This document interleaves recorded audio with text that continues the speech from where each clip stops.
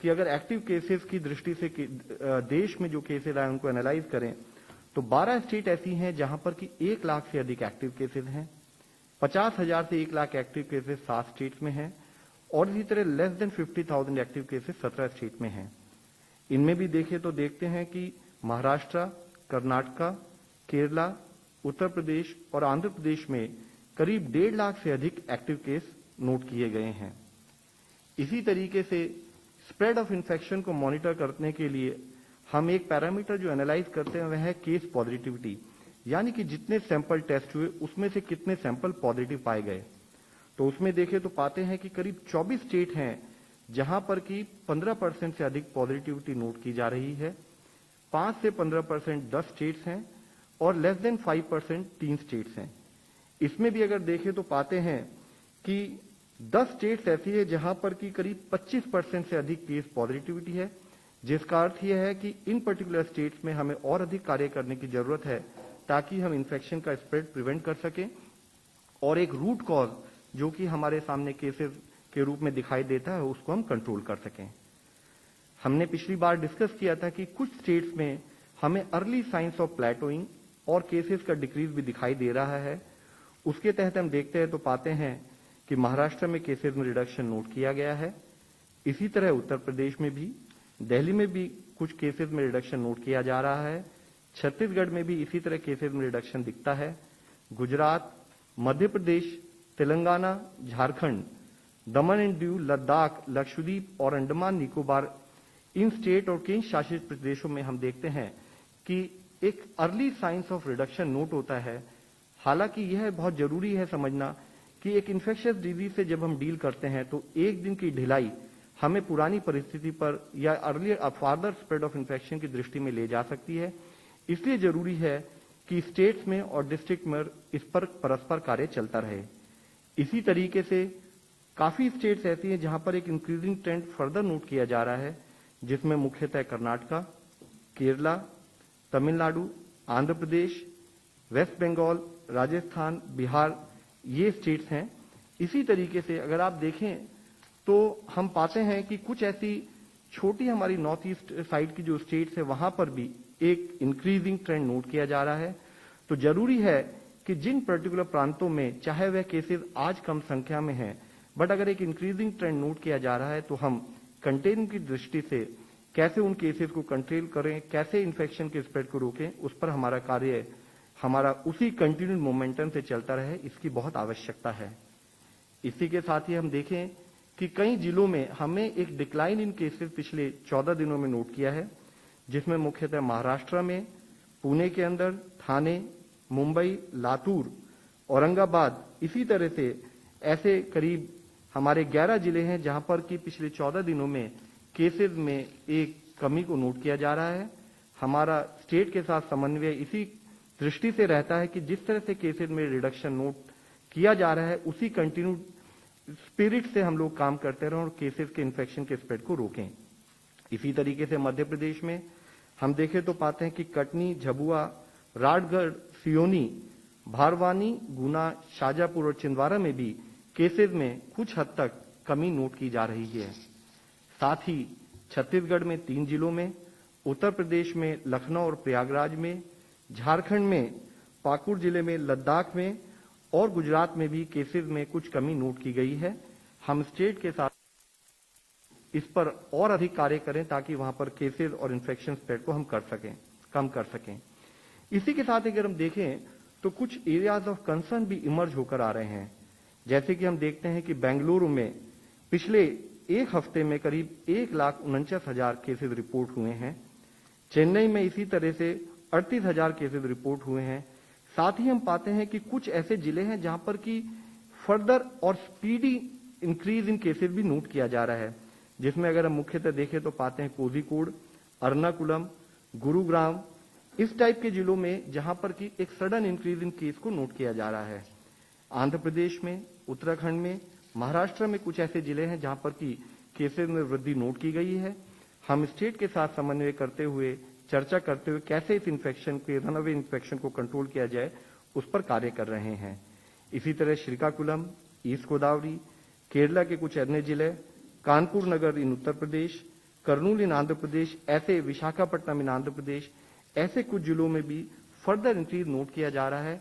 आज जरूरत है कि हम उस पर कार्य करें कि इन्फेक्शन के स्प्रेड को हम कैसे कम कर सकते हैं। कोविड वैक्सीनेशन कार्य त्वरित से चल रहा है, जिसके तहत गवर्नमेंट ऑफ इंडिया के द्वारा करीब 16 करोड़ डोजेज पूरे देश में फ्री अब तक वितरित की जा चुकी हैं, जिसमें कि पीपल अबव 45 ईयर्स को 12.31 crore doses, health care workers को 1.58 करोड़ डोजेज, फ्रंटलाइन वर्कर्स को 2.09 करोड़ डोजेज दी जा चुकी हैं। इन डोजेस को देते हुए, जैसे कि हमने लिबरलाइज पॉलिसी 1 मई से शुरू की थी, उसके तहत अब कई स्टेट्स में, करीब 9 स्टेट्स में यह कार्य और सुचारू रूप से चलने लगा है और 6.71 लाख लोगों को 18 से 44 एज ग्रुप में भी वहां पर वैक्सीनेशन दिया जा चुका है। अगर एक पॉजिटिव दृष्टि से देखें तो पाते हैं कि हमारी रिकवरीज में भी वृद्धि हो रही है, जबकि हमारे एरियाज ऑफ कंसर्न हमारे सामने हैं जिस पर हमें कार्य करना है। बट पैरेलली हम ये पाते हैं कि 1 मई से हम देखें तो daily new recovery versus daily new cases में कुछ वृद्धि नोट की गई है, जो कि 75% अगर 1 मई को थी तो वह बढ़कर अब 89% रिकवरी हो चुकी है, और जो हमारे लिए एक पॉजिटिव विषय है। आज जरूरत है कि हम अपने हेल्थ केयर फैसिलिटीज की कैपेसिटीज को और बढ़ाएं।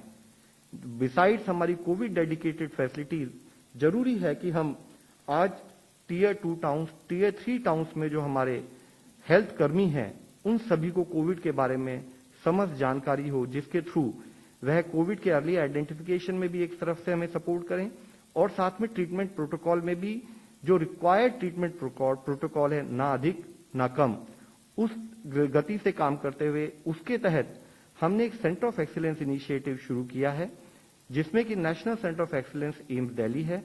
वह एम्स दिल्ली के आध्वर्य में हम लोग रीजनल सेंटर ऑफ एक्सीलेंस और स्टेट सेंटर ऑफ एक्सीलेंस से वीडियो कॉन्फ्रेंस के माध्यम से कुछ क्लिनिकल प्रोटोकॉल से संबंधित इश्यूज पर चर्चा करते हैं, और उसी के अंतर्गत आज दिल्ली दूरदर्शन पे हमारे जो दूरदर्शन चैनल है, उस पर ऑक्सीजन थेरेपी के ऊपर एम्स के द्वारा देश भर में इसको डीमिस्टिफाई करने की दृष्टि से पूरे जानकारी दी जा रही है। इसके साथ ही हम जो हमारे रीजनल सेंटर ऑफ एक्सीलेंसेज हैं और स्टेट सेंटर ऑफ एक्सीलेंसेज हैं, इस ओरिएंटेशन के बाद वह सारे सेंटर ऑफ एक्सीलेंसेज जिला स्तर पर भी जितने भी हेल्थ फैसिलिटीज हैं, चाहे वह गवर्नमेंट की हो और प्राइवेट सेक्टर की हो, उनको भी जो क्लिनिकल मैनेजमेंट प्रोटोकॉल के बारे में विस्तृत जानकारी देंगे। ये सारे सेशन लाइव वेबिनार पर अवेलेबल हैं, जिसका हमने यहाँ पर आपके सामने जिक्र किया है, और साथ ही एम्स के यूट्यूब चैनल पर भी अवेलेबल हैं। इसमें हम देखें तो पाते हैं कि कुछ हमारे मुख्य टॉपिक, जैसे कि होम आइसोलेशन में क्या दवाई ली जानी है, प्लाज्मा थेरेपी के क्या रोल है, oxygen therapy without invasive ventilation कैसे करनी है, वेंटिलेशन और आईसीयू मैनेजमेंट कैसे होना चाहिए, रेमडेसिविर या और जो एंटीवायरल या जो हमारी इमरजेंसी यूज ऑथराइजेशन वाली दवाई हैं, उनका कब प्रयोग करना चाहिए, इन्फ्लेमेशन थेरेपी कैसे होनी चाहिए, रेडियोलॉजी टेस्ट और ब्लड इन्वेस्टिगेशन का कोविड-19 में क्या रोल है, इस तरह के विषयों पर डिटेल चर्चा की जाएगी, ताकि हमारे देश की मेडिकल कम्युनिटी को हम इस बारे में एक्सप्लेन कर सकें। हम आपके द्वारा सभी से विनती करेंगे कि यह जितनी रिसोर्सेज हैं, यह एम्स की वेबसाइट पर भी अवेलेबल हैं, जो कि एम्स जिसका जिक्र हमने आपके सामने किया है, वह वीडियोस के रूप में अवेलेबल हैं, वह यूट्यूब चैनल के रूप में अवेलेबल हैं। जरूरी आज यह है कि हम किसी भ्रांति में, किसी पैनिक सिचुएशन में या मिस इन्फॉर्मेशन से भयभीत ना हो।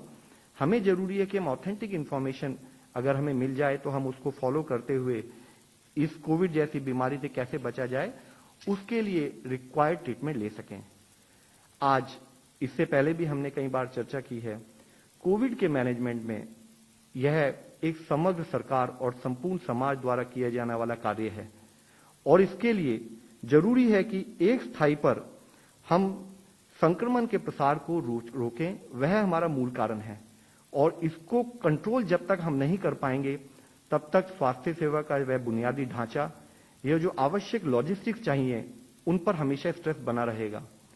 तो जिस तरह से एक तरफ सरकार की स्थाई पर सप्लाई साइड यानी कि आपूर्ति पक्ष पर काम हो रहा है, जरूरी है कि हम डिमांड साइड यानी कि मांग पक्ष पर भी, उसके मैनेजमेंट पर भी उससे अधिक कार्य करें, यह बहुत जरूरी है।